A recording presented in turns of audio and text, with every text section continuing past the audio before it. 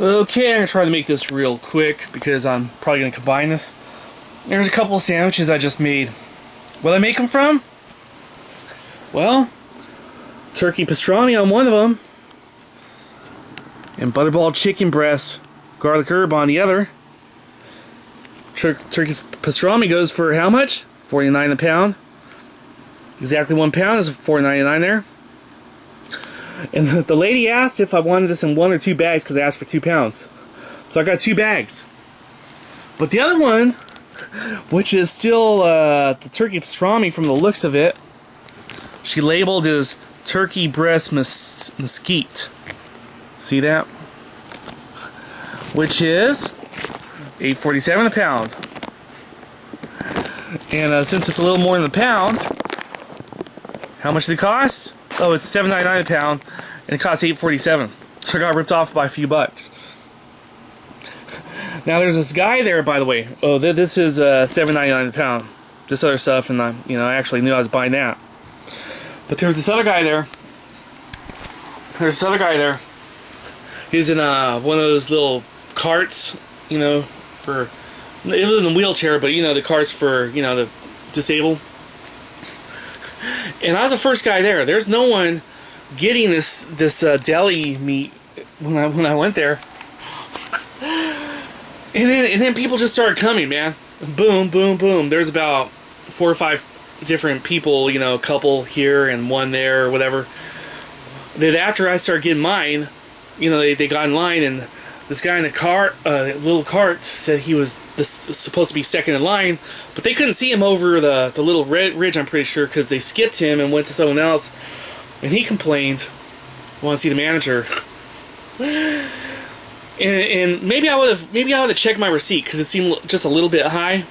I was planning on spending less than $20, and I got a half pound of pico de gallo as well. It's in the fridge. Motherfucker, man. So this is gonna bug me for 20 years probably. That one time you got ripped off for $3 or whatever, you paid $7.99 a pound instead of fucking $4.99 a pound. Remember? Every time I need $3, I'm gonna think about this. Pretty sure about it.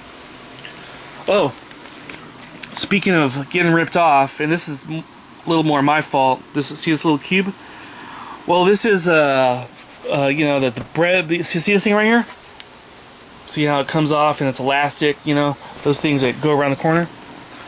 Well, I figured this bed was a full size when I bought this a few months ago.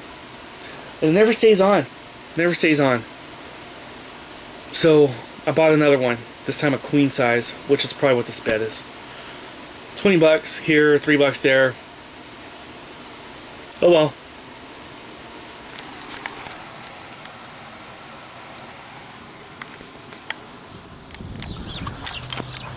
Okay, Homer cocktail.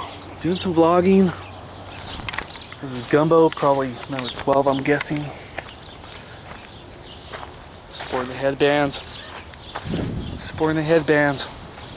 Let's check this place out. What's in here? Oh, it's a diploma. This is a school I went to. And this is the degree I got, Intercultural Environmental Studies. That's my real name. It's, Homer Cocktail. Oh, wow, but look at this. My Jason mask. Okay. Anyhow, Homer Cocktail's real name is actually that thing, Eddie. Anyhow, let's do some reading. Before we do the reading, let's talk about who we're doing the reading from. 2000s were weird for me.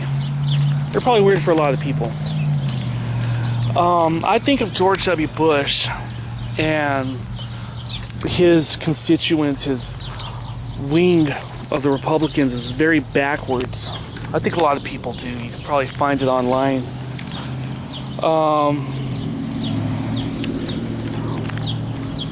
The motto for my school, Pitzer, right now, if you look it up online, it just turned 50 years old.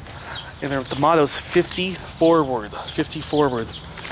The motto of Obama when he ran for re-election in 2012 was forward. And basically, you got to look into the future and ask yourself, well, what's the population going to be? What's the trend? Well, we double population every generation or two. And there's less oil now than there was before. That's common sense, not more. But that sun out there, that's going to be there a while. So let's not fucking make a speech about environmentalism or anything. Ann Coulter is who we're going to be talking about. And we're going to talk about her as the voice of people like the Bush administration and, many of the Republicans, especially during the 2000s. Not necessarily Paul O'Neill, who dared to speak his mind and say, hey man, the budget's not adding up. And he wrote a book. He was Secretary of the Treasury or something like that. We're not talking about people like that. We're not talking about even necessarily mainstream, low-level people. Not necessarily. But let's do the reading. Let's do the reading that I have on the iPhone right here. I have on the iPhone here. See the iPhone? We're going to click that open. We should be fingerprinting environmentalists. This is from Ann Coulter in Wiki Quotes. You can look it up online. Wiki Quotes. And I was supposed to graduate from Pittsburgh in '98. And right before, the 2000 election, leading up to it, you had the Clinton impeachment hearings. But I'm going to testify before you and the whole world that was just the head of the iceberg.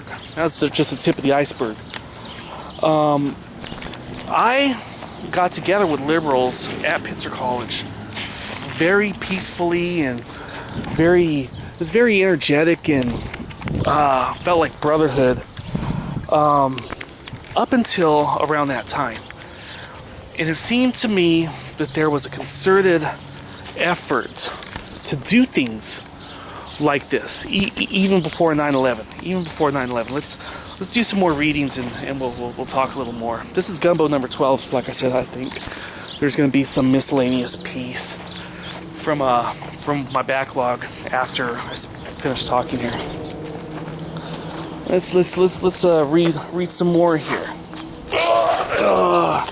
Let's keep the camera right here. Okay.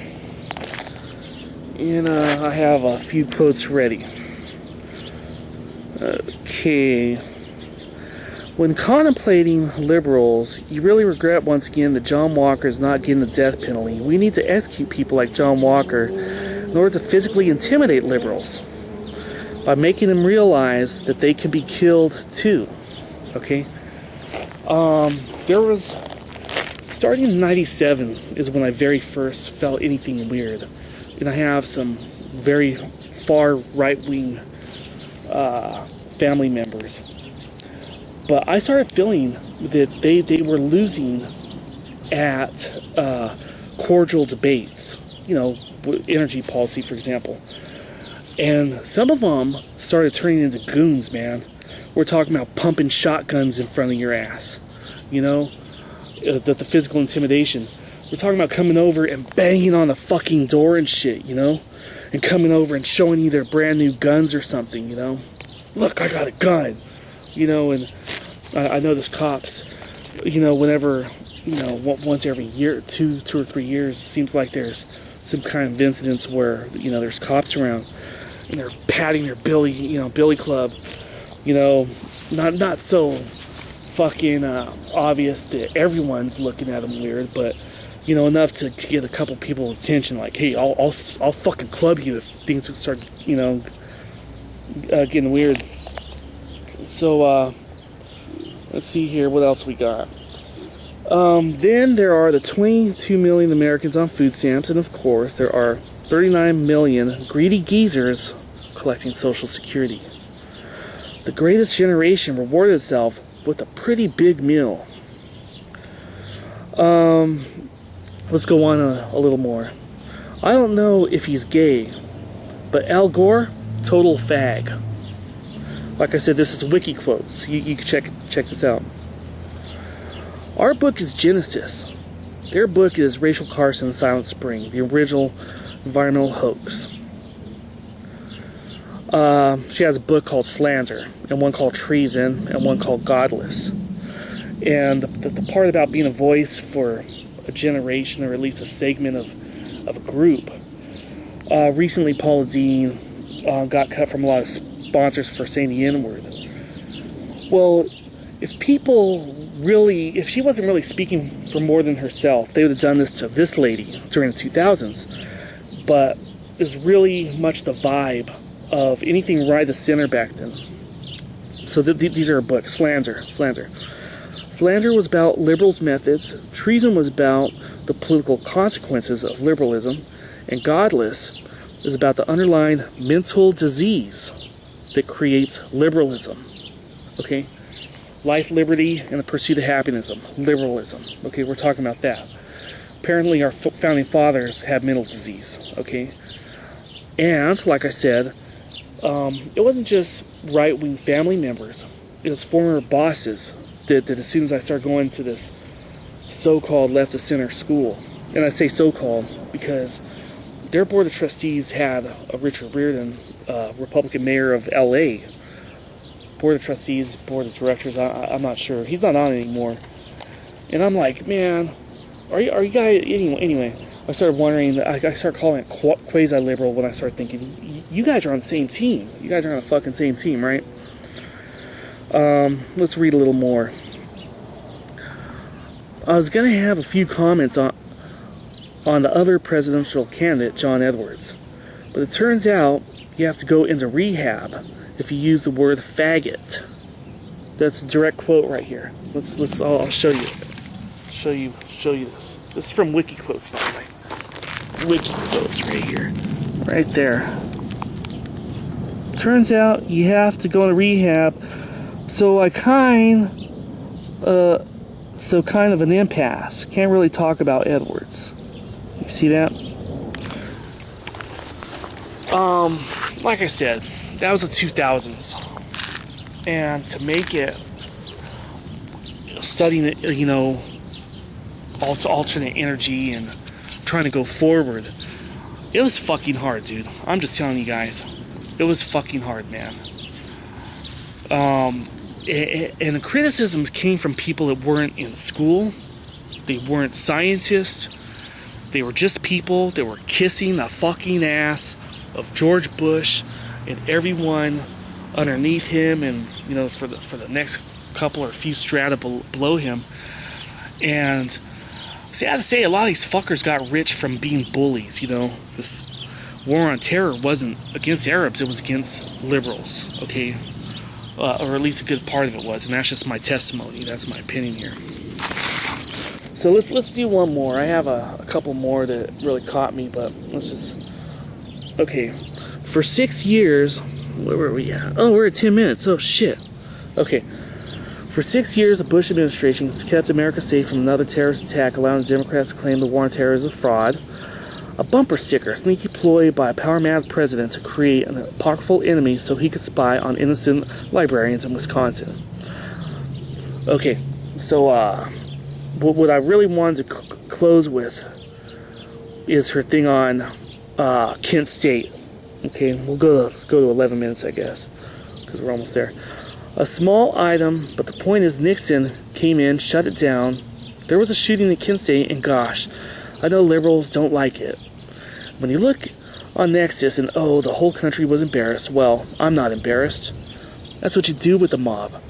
They were monstrous at Kent State.